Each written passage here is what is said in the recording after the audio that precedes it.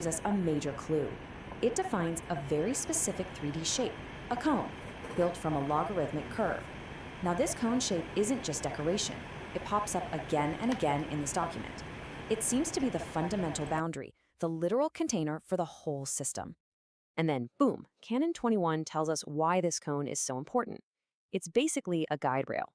The system, which it calls the model, is constantly being measured against the perfect shape of this cone. If it strays too far, if this alignment arrow gets too big, it's considered a failure. So the cone is there to enforce discipline, to keep everything in line. Okay, so let's recap. We've got this perfect history locked inside a guiding cone. But this thing isn't just a statue, right? It's not static. The document makes it super clear that the system is alive, it's dynamic. So let's take a look at how it actually learns and evolves, how it breathes. Canon 7 is really the key here. It introduces a formula for something called stochastic evolution. Now, that's a fancy term, but it just means the system is designed to evolve with a big dose of randomness. Imagine a little particle. It's being pushed by a steady wind. That's the predictable part. But it's also being hit from all sides by tiny, random jolts. That's this system.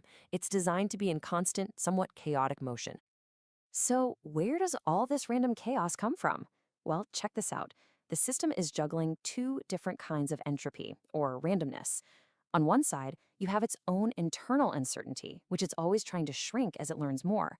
But, and this is the wild part, on the other side, it's deliberately pulling in new randomness from a physical noise device.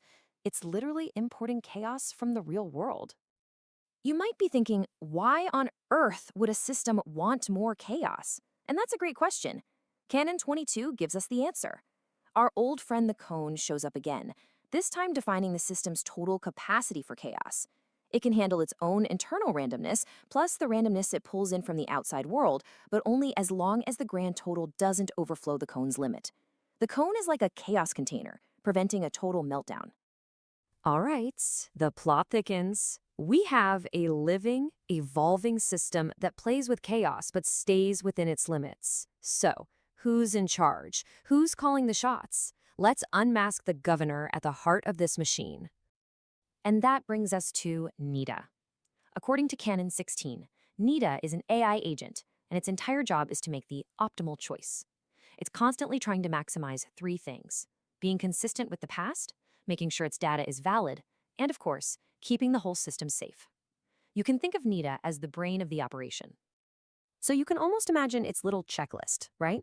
Every single time it wants to do something, it's asking itself, okay, does this move fit with everything we've done before? Is the data structure solid? And most importantly, is this safe? Only after it's weighed all of that does it pull the trigger on what it thinks is the best possible move. But here's the thing, Nita isn't just some abstract pie-in-the-sky thinker. It's also a hardcore accountant. Canon 23 makes it clear that Nita has to follow a very strict budget.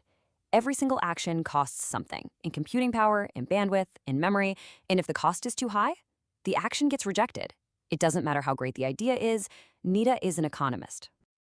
And then we hit Canon 19, and honestly, this is the bombshell. This is the big one. The document just comes right out and names a large language model, an LLM, called jetstreamin.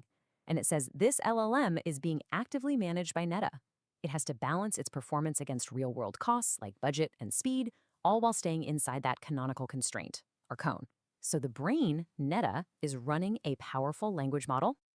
Okay, deep breath. We've got all the pieces on the board now. We've got the unbreakable history, the guiding cone, the chaotic evolution, the AI brain, and the language model. Let's step back and see what this puzzle looks like when it's all put together. So just think about what we found. We have a system with a perfect cryptographic memory. It lives inside a mathematical shape that keeps it stable and on track. It's constantly evolving, and it even invites chaos from the real world to keep itself sharp. And the whole thing is run by a rational, safety-obsessed, budget-conscious AI that's managing a powerful language model. So when you see all these pieces together, you realize something crucial. This isn't just a list of rules. It's not just code. It reads like a blueprint, almost. A constitution for a digital life form.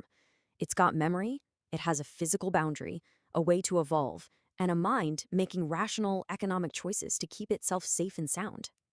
And that leaves us with one huge, mind-bending question. Is that what this is? Is the jetstreamin canon the mathematical blueprint for a new kind of autonomous, self-sufficient digital intelligence? A system designed from the ground up to learn, adapt, and survive all on its own? The document doesn't give us the answer. It just gives us the math and leaves the rest for us to figure out.